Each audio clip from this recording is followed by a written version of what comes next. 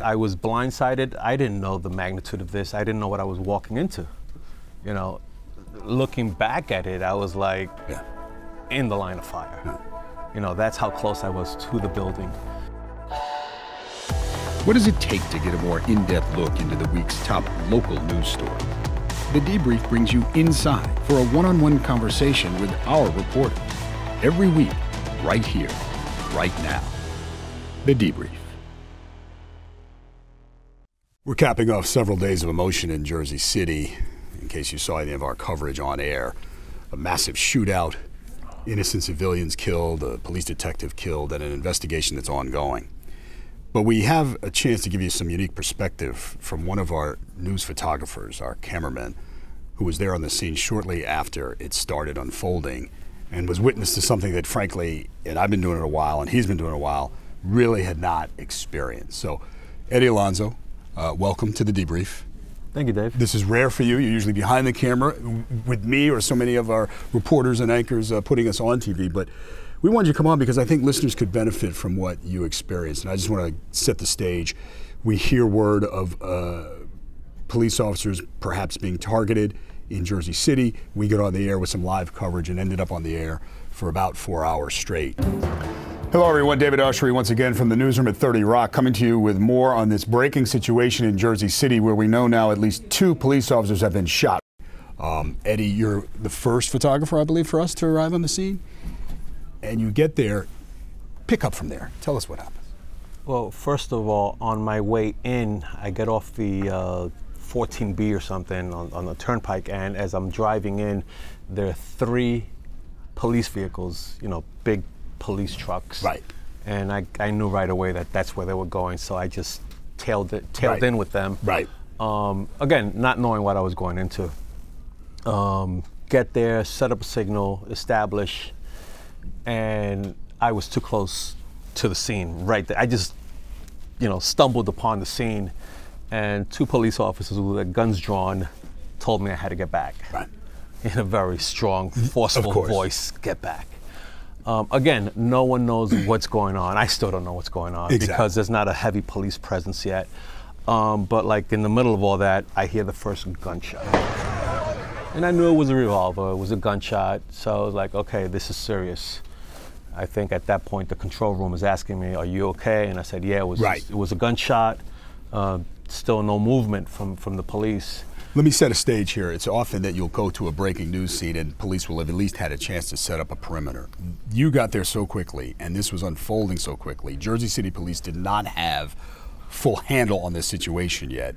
So you were literally arriving as officers were arriving, and that's why this was a really precarious situation up front. Simultaneously, I was blindsided. I didn't know the magnitude of this. I didn't know what I was walking into. You know, looking back at it, I was like in the line of fire. You know, that's how close I was to the building. And, you know, at that point, we do a live hit. And so your reporter, Adam Cooperstein, arrives, our weekend anchor arrives. Or is he there with you? Did you guys go together? He wasn't there with me. Okay. He arrives. All right. And, but prior to him arriving, there was a couple of other rounds of bullets going around. And I just want to say that, so we're in the studio waiting to go live, so we can see your feed before we've actually gone on the air, and you've got a steady shot, and we hear gunfire. It's like 2 or 3 shots at this point. Right. But it's no question what's happening, and it seems like you're close. Yeah. Go ahead.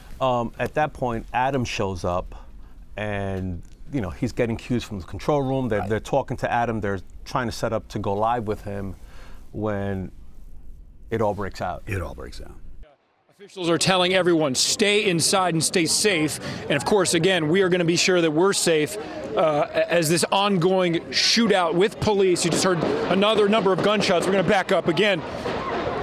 You hear, the fire is getting louder and faster right now. We are behind the police tape still. This is happening at MLK at Bidwell, inside a bodega. Chopper just arrived over scene as well. It is, you know, one after the other. You know, rapid firing. It was every caliber that you could think of. And in the middle of all that, there was like a real loud boom of something that was detonated or exploded. And at that point, I said, okay, I have to pull back. And I think, I don't know if we were live at the time or what was going on, but it was time to retrieve. We had just about to go live. You're pulling back. You've got to pull back. Police are yelling, and then we go on live, and then we try to get to you. And it's still precarious. It didn't stop. Right. You know, at that point we're on the air, and I didn't realize some of the shots that I had because so much commotion, so much going on, between paying attention to Adam and what he's saying and trying to see what's going on from my left eye and keeping my eye on the viewfinder. I didn't realize that I had amazing shots of police firing. Yeah. It was, you know, they were firing, reloading. It was a war. Let me step back and paint a picture for our listeners and for our YouTube viewers, Eddie. You've been doing this how long? 25 years. 25 years, all right. You've gone into situations, breaking news situations. You and I actually have traveled to Gaza, to the West Bank. Had you experienced or encountered anything like you did that day? Never.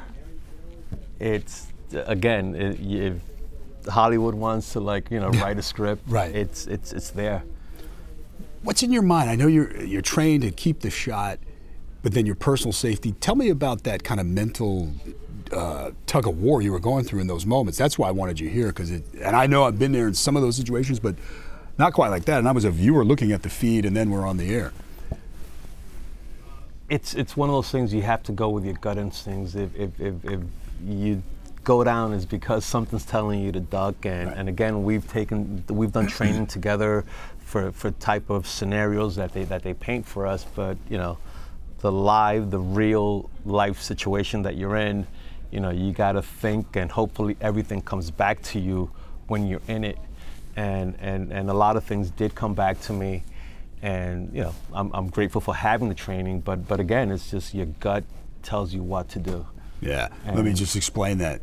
Really, I feel right after September 11th, a lot of news organizations then felt it was incumbent upon them to train their news photographers and their reporters for hostile environment situations, all kinds of aspects of that: gunfire, explosions, checkpoints, kidnapping. So that's training that you and I went through, and a number of our colleagues have gone through. And so you told me pretty soon after this, you said, yeah, it came back to me. Oh, you're listening to the gunfight, the type of ammunition that's being fired, you know, your proximity to it. And I really have to say, because sometimes, you know, you get in the zone, and you know, you're in the game, and you know, you just like living it because you got the story. Exactly, you know, that's what I was asking. There, and I have to say that there's a little video running around that when one of our colleagues showed up, Ivan Reyes, when he showed up, and he shows up in the middle of the mayhem. Right. But again, he's walking into it, and he starts yelling at me, back up, back up, back up. Excuse me. Get down, everybody. Eduardo! Eduardo! Get out of there, Eduardo! Keep it rolling, keep it rolling! Get out of there! Get out of there! Get out, just stay down, stay down. That's when we started, you know, retrieving, because again, you're like in the zone, and you know, I heard that. It basically just, your instincts just take over, you covering the story. And that could also be dangerous. Absolutely. Because you lose track of how much danger you're in. Right, right. And look, sometimes many in the media get criticized because they think they're trying to glorify themselves with a story and insert themselves into danger. But us, that's not what we were trying to do. This was really unfolding right in real time. And you did, we should point out to listeners, you did retreat back to safety, and we did not take you back on the air until we felt it was safe. But still, there was a lot of uncertainty in the air for really a couple of hours. Oh, absolutely, because you didn't know if it was going to start again or what was going to go off next. The interesting juxtaposition was that there were other bystanders around too. As you can see, dozens of onlookers out here from the neighborhood who are shooting cell phone video as this is happening. And they seem to be almost naive to what the potential danger was. Or am I wrong? Am I reading that wrong? It's a hard call to make. And sometimes people think that it's a game. Right. And bullets have no names. Exactly. And anyone, well, people should understand that they shouldn't be in the line of fire and they should retrieve and go to safety. Unfortunately, in Jersey City, they were out and about. Right.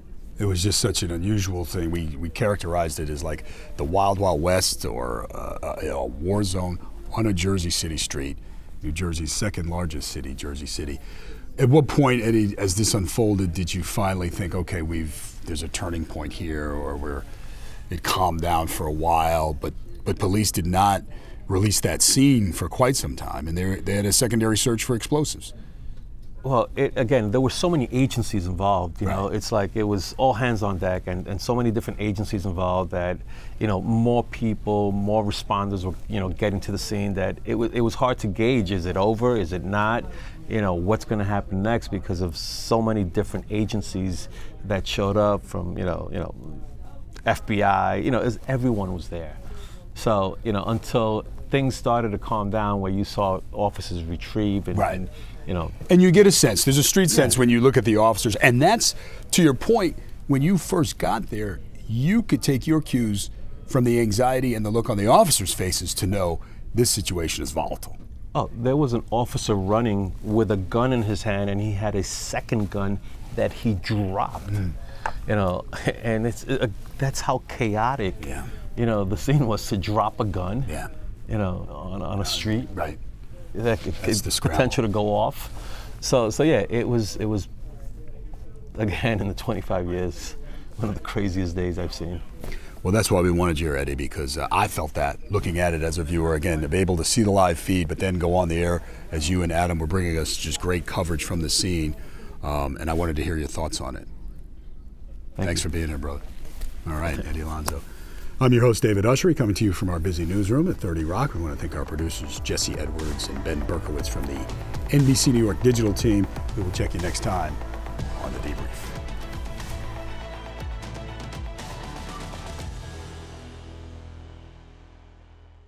Thank you for watching this video from NBC4 New York. You can subscribe by tapping the button below me, and on the left you can see our latest updates, investigations, and digital exclusives. We'll see you next time.